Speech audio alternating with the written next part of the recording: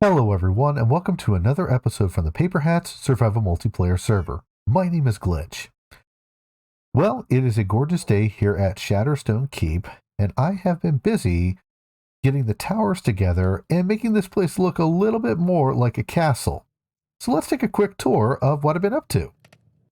Now, like I said in the last episode, I really wanted to kind of mimic the look of our the tower home and go with a similar block palette. However, I did realize that copper is really expensive in this current version. But I wanted to go with, well, to be honest, I'm actually trying something that I have never done before, but for the most part, for at least the walls and the towers, I'm trying to pick a block palette and stick with it. So as I started adding in some of the farms that I wanted, I decided to try a few different blocks to go with. And one of the things that I did was I experimented with, again, we're using for the most part stone brick throughout. And as time goes on, I'm going to work to add in accent pieces like andesite or stone or crackstone brick. I did that a little bit down by the um, dripstone farm. We'll see that in a few moments, but I wanted to add in more elements such as just a little bit of color. So I decided to go with acacia wood because it matches kind of the overall decor of the shattered savanna, but also it adds just a little bit color, and it has a trapdoor that is available for it. I'm not entirely sold on it because it just seems kind of busy, but one idea I did have is that I wanted to try maybe red sandstone. Because what I went ahead and did was we have a pumpkin farm here. Down there we have a melon farm, and they're not going to like produce crazy amounts of pumpkins or melons. In fact, to be honest, that's a couple hours worth of both building time and a little bit of AFK. But that's enough that I can sell them to our farmers for some easy renewable and emeralds. And also, if you ever take on a project like this and you have iron golems, beware. These guys have no sense of self-preservation. I can't tell you how many times as I'm redoing the walls and kind of working things through that these guys just wandered straight out and almost straight off a cliff. So, that was a stressful evening. But all the same, I wanted to try some red sandstone, so I went out to the mining mesa to pick it up. And let's go ahead and we're going to knock this down. And, knock that down. And I've got a couple of slabs and some stairs. So let's go boop, boop, boop. And then come over here. Let's add that in. And we'll add that in. And let's go ahead and I only have a few made up, so what we'll do is we'll knock that down, add in some slabs, and then why not come over here and 2, 3, and come back. 1, 2, 3. Okay, now let's go. Ow! Let's go ahead and take a look at what this looks like from a distance. The smooth texture is actually kind of nice. Might need to add in some fence or something like that, but thus far, I'm kind of liking it. I think I might just keep it around. I'm gonna give it a little bit of time to kind of sit and maybe just to look at it for a little bit, but no, I'd like the contrast of the smooth versus the lines of the stone brick. Move those out of my way for a second. And grab that. Ugh.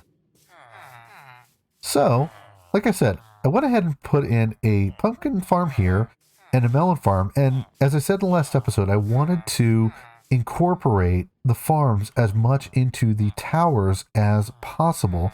You know what? Let's go ahead and we'll fly up to the top of the Hall of Commerce to kind of give you a... I am just a danger to myself today. To give you kind of a look at what the towers wound up looking like. But basically, I went with the stone brick and the acacia, which may turn over to the red sandstone. Then I decided to go with some deep slate. Now, these are upside down half slabs and stairs. So that area up there is completely non-spawnable. And also then topping it off with carpet. And I'm kind of going with a more unified look. Granted, I want to keep the tower just like it is. And I'm actually really liking how the copper came out. There are still a few of the copper blocks that have to age, but it's coming out really, really nice. But the other things I added in were I finally enclosed the cow crusher, so it looks better than it did before. And I also added in an egg farm. Because now, no matter how long I play Java Edition, I never remember that farmers in Java do not buy eggs. But that being said, I will find a use for them at some point. I don't know what that use will be at this point.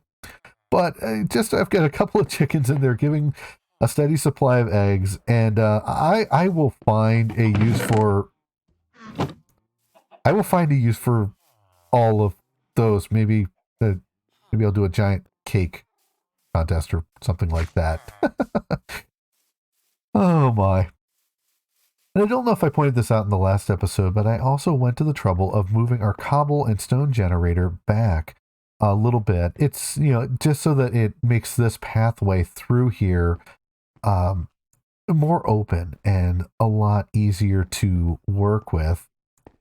And then coming down past our storage area, finally we have the dripstone farm, which, as I said, isn't the fastest thing in the world, but it does take care of my needs for dripstone. And as I gather more, I'm planning to incorporate it into some of the path work and things like that.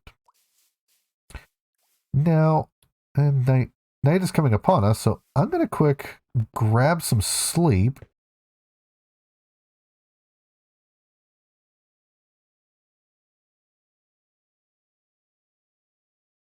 Okay, and here we are fresh in the morning. And another thing I've come to like with this balcony is basically instant launch pad.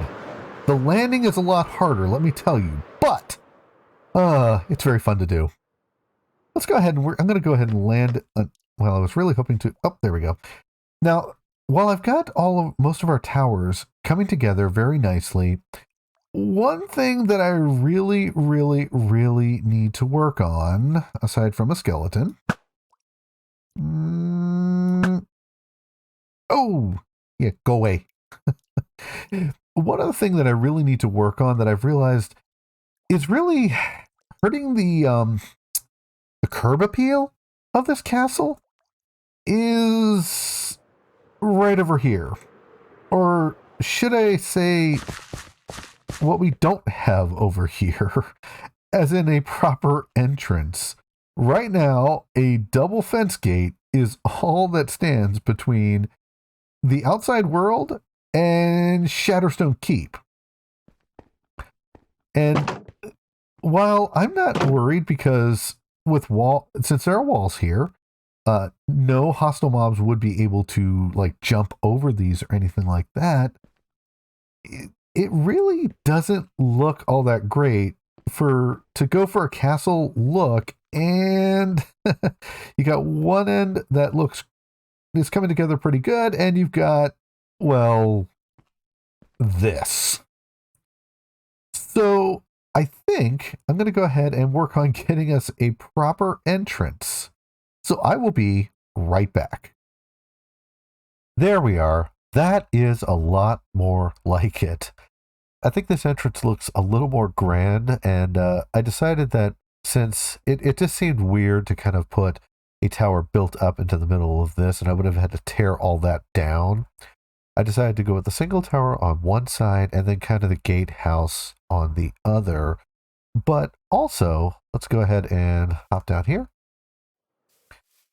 If you go around where the torch, this isn't actually random torch spam. If you actually go down and follow this track all the way down, you can actually right down there, you can see the entrance to our mine from when we first started this season, or at least when I came into this season. The pathwork still needs a little bit of work, but it's coming together nicely. But as far as the actual entrance itself, I have decided to remove all of the acacia planks throughout the towers and replace them with the red sandstone. I just think it looks better, and I think I want to experiment. But I've also gone with making these ones on the corner stairs. I didn't get to these towers just yet, but I think that also gives it a nice look. Before our entrance, we have it kind of built into the structure of the plateau. And then I used for the actual door my 2x3 piston door that, I used the same stair pattern that I did, although now I have the deep slate stairs, which look even better than Blackstone, in my opinion.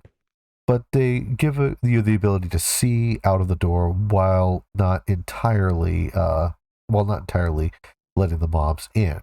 Now, I do have a tutorial for that. I'll leave a link in the description. One caveat to remind you that if you make this door, because these spaces here are actually just air, even though they're transparent blocks, mobs can still hit you through them, and they can also, if a creeper sees you through it, it will aggro. So, just bear that in mind when using. But let's go ahead and take a look in and tour the entrance. So when you come in, I just went ahead and I made a little guard quarters over here. I believe it is far enough away that if I came in and I just really, really need to sleep and make it day, you could come in and jump in there. And I think it's far enough away from where any hostile mobs can be that it would still, the game would still allow you, because I'm not entirely certain of the distance you have to be away, but I believe you can. But so we did the little guard quarters over here, and also a little area for storage. And I figured, what is the entrance to a castle without a nice roaring fire on the hearth?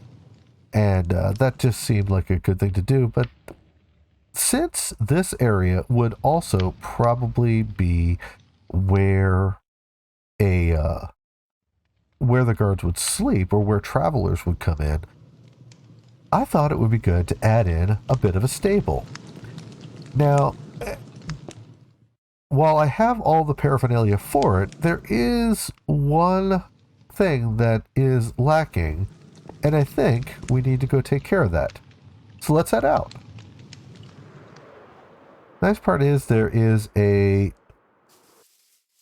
plains biome right by, and I think you would make an excellent addition to the castle. So, hi, how you doing? Let's go. Yeah, come on, come on, come on. Hey, no, you, come on. Oh, you, nope. Come on, come on. Should have brought some of those hail bales with me. Oof, feisty one. No.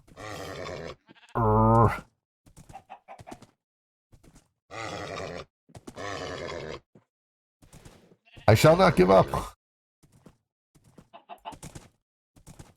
Finally. All right. Well, that was quite the ordeal. But now that we have our brand new mount with us, let's go ahead and head back to the castle.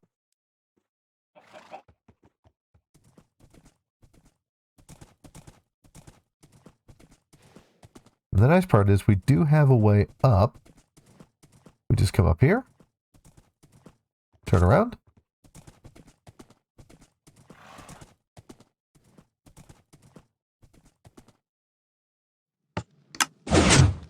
right in. And then, welcome to your new home.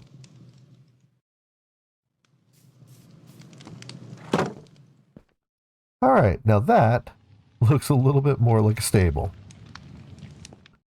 Now, while I do have some projects that I still need to do at the castle, especially working on this side of it and getting these walls better built, and also putting something or other over here, probably some houses.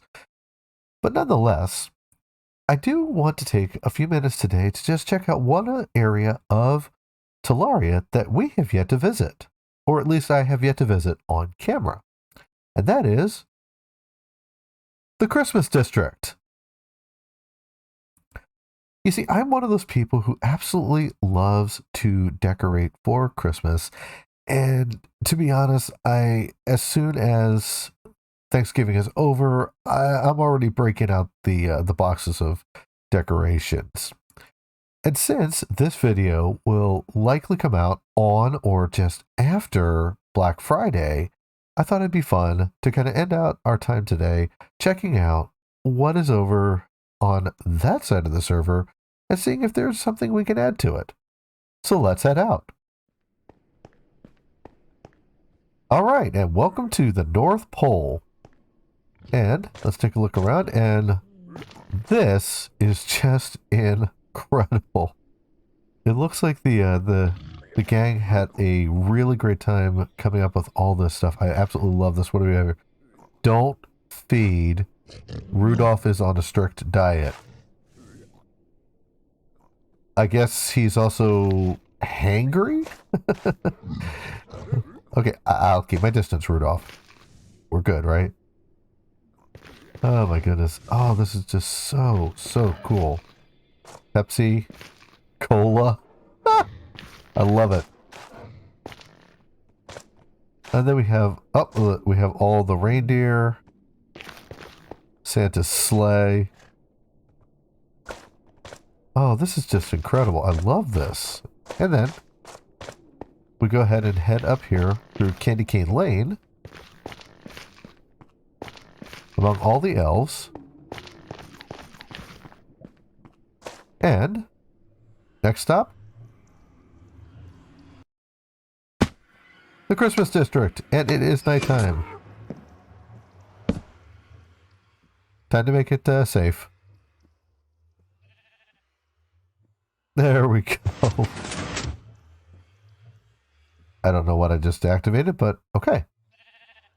So, welcome to the Holiday Village. Building area is this way. Join the village, and don't forget to leave space for paths and terraforming. Can do. Alright, so let's take a look around. Wow, like I know this is, I think the snowman was built by Casey last Christmas. So let's take a quick flight around and see if there's anything else. Oh, wow. I am not sure who made that, but that is awesome.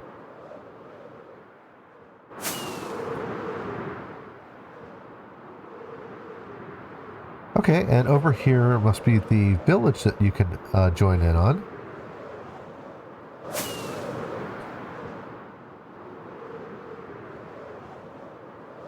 And it looks like that brings us back to our snowman. Well, after taking a look around, I decided that what I would really like to add into our Christmas district is an actual Christmas tree. So I think the best way to do that is in the form of a time lapse. So while I do that, please enjoy a little holiday music from the YouTube audio library. Let's get started. You know, before we do the time lapse, I did want to stop and give credit to one other person who did something really incredible. I normally play with music and note blocks and all that turned off. It's just a force of habit of mine. But I kept thinking about the fact that we have these pressure plates here, and I could hear a redstone contraption running underneath. And before we jump into the time lapse, I just wanted to share this because this is just so cool. Someone went ahead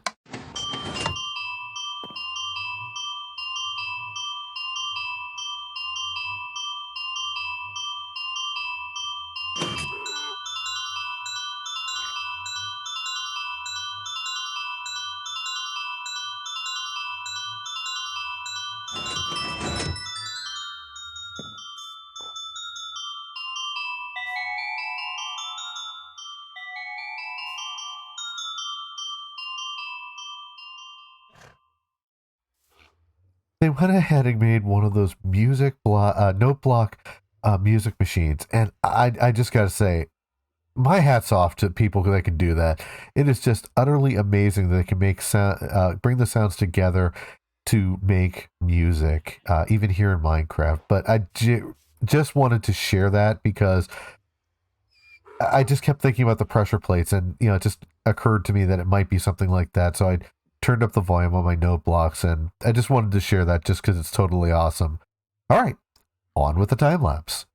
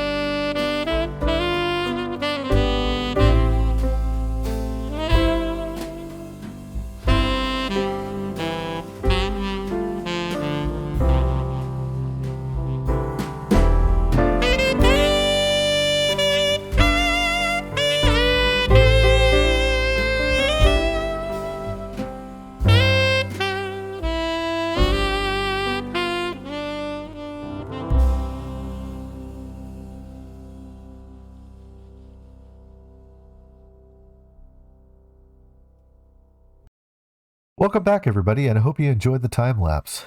You know, no matter how many times I put this tree together, it never ceases to amaze me how much fun it is to do. Now, I do want to mention this is not an original design. This tree was originally designed by Avamans, and I will leave a link in the description to his video because one of the things I really love about his design is the fact that it works on a whole bunch of repeaters and redstone lamps and observers. But to be honest, this thing is actually really, really lag friendly. As in, I used this on a family world, and one of my kids was using a very old computer at the time, and it did not lag their machine out. So it's a fun addition, and the other nice part is it does come with its own on and off switch. But one of the other main reasons for that, and this is just something I use because of the latest update, is one reason it doesn't have the lag is because he explains it better, but when the computer goes through and redstone fires, the computer has both the block update, but also a light update. And because you're using something that gives off a steady but low light, it means that the computer doesn't have to think about it. So now that we have our glow lichen, I planted that all over the tree, and basically while not ruining the lights, it also makes it so this tree works in a much more, well, let's rephrase that, a much less laggy way. But it just seemed like a great way to finish out this episode, since we're right on the holidays, by embracing the tradition and just enjoying the start of the holidays. For today, however, I am all out of time. And also, since 1.18 will be dropping next week, it's time to start looking towards Season 3 of Paperhats. Now, while there are projects that I want to get done off camera for Shatterstone Keep and just some general tidying up to do, rather than trying to work up a base tour, I feel that we've kind of spent time looking around the base and seeing what there is here. So, for now, I will bid you adieu in this season, and hopefully see you as we start a brand new adventure. I hope you have a safe and happy start to your holidays, and if you enjoyed this video, please consider giving it a like, and also consider subscribing if you want to see more content like this. My name is Glitch, and I do hope I'll see you next time for the next episode on the Paperhats Survival Multiplayer server. Thanks for watching.